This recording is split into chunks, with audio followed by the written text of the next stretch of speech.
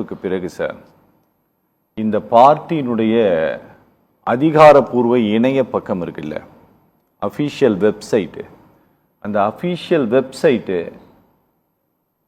ஆட்சி அமைத்த பிறகும் கூட திரு இபிஎஸ் கண்ட்ரோல்ல இல்லை. அந்த ஸ்கூல்ல வேலைக்கு வாங்க சொன்னேன், என்னாச்சு? அவன் விலை கொடுக்கலனா நான் விட்டுருவனுங்களா? சப் ரிஜிஸ்டாரே நம்ம கையில தானுங்க.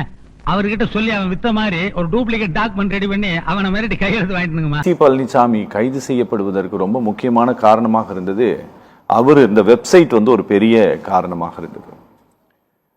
கட்சியினுடைய அதிகாரப்பூர்வ ட்விட்டர் பக்கம் எக்ஸ் தளம் திரு இபிஎஸ் வசம் இல்லை.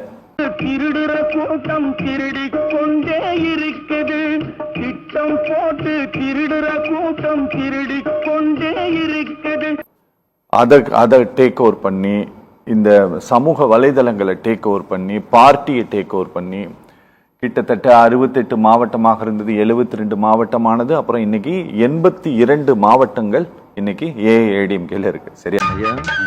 கருப்பு பணம் எல்லாம் தண்ணி மாதிரி கரையுது. ஏடிஎம்கேல இன்னைக்கு 82 மாவட்டங்கள் இருக்கு, மாவட்ட செயலாளர்கள் இருக்காங்க. ஆனா இன்னைக்கு நடந்திருக்கிறது என்ன அப்படின்னா ரொம்ப வினோதமானது.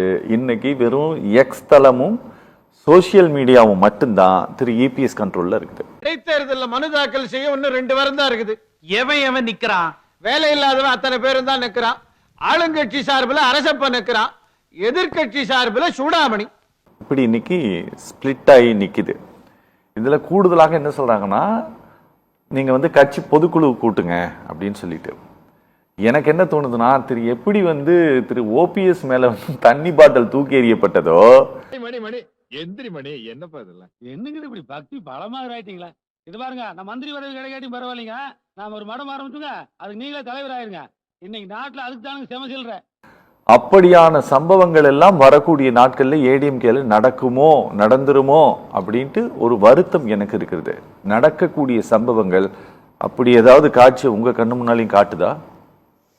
எனக்கு அது தெரியல.